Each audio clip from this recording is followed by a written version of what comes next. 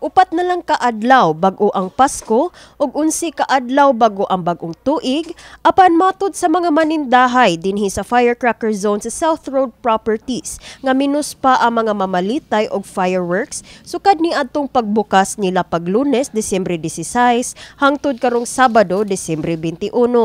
Mibutyag si Faith Ferrer, usa ka firecracker vendor nga sagad sa ilang mga customers last minute o dinha na sa usa o duha ka adlaw bago ang Pasko o bagong tuig mamalit.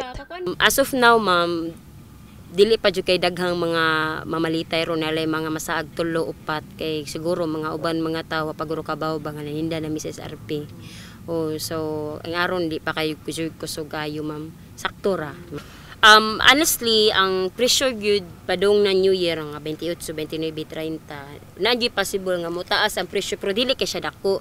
Kay ang one of the reason na nangamutaas ang presyo kay wala naman ay mga manghimuan na. Dinhi sa firecracker zone sa SRP, anaa sa 16 ka mga stalls ang naglaray. Sama sa baligya ni Ferrer, anaa sa 50 ka mga nagkadaiyang klase nga mga fireworks ang mapalit dinhi sa mga stalls.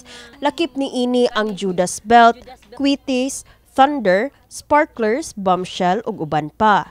Labing taas ang presyo nga items mao ang 200 shots nga fireworks nga moabot sa kapin 18,000 pesos. Ug aron kalikayan ang mga aksidente, dunay on standby nga fire extinguisher ug usa ka drum nga tubig ang matag stall. Subay ni ini dugang ni Ferrer nga hapsay ra hinuon ang ilahang proseso sa pagkuha sa mga gikinahanglang permits aron makabaligya dinhi sa SRP. Sa pagkuha na mo sa permit kalayuan sa Ginoo, ma'am, kanang smooth ra jud kayo kay gitugutan na gyapon mi ni Mayor. Pasalamat mi sa Mayor namo diri sa Cebu City nga gitugutan gyapon mi niya sa papaninda sa pabuto niya ang sa mga permit kompleto gyud na kanang fire, pisag, tanan kompleto gyud na.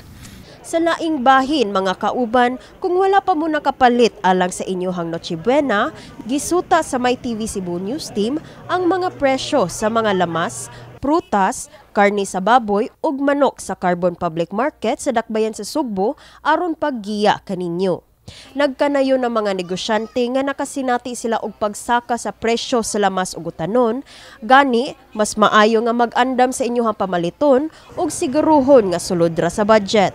Sa mga presyo sa lamas, anaa sa 120 pesos per kilo ang Bombay Puwa, ang Bombay Puti anaa sa 100 pesos per kilo, ahos 130 pesos per kilo, atsal 250 pesos per kilo, luya 120 pesos per kilo, kamatis 100 pesos per kilo, sibuyas dahon 160 pesos per kilo, lemonsito 50 to 60 pesos per kilo, ug sili espada 20 pesos per 1/4 nga kilo o 80 pesos per kilo.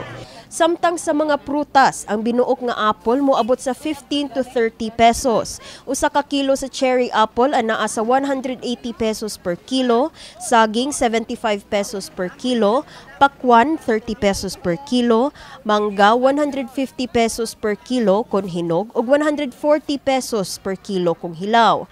Orange 20 pesos ang buok, kapayas 20 pesos per kilo, grapes 150 pesos per kilo ug dragon fruit 500 pesos per kilo. Samtang ang presyo sa karne sa baboy, ang usa ka kilo sa tiil anaa sa 250 pesos per kilo, ang belly 300 pesos per kilo, ginaling 300 pesos per kilo, pork chop 320 pesos per kilo ug ribs 250 pesos per kilo.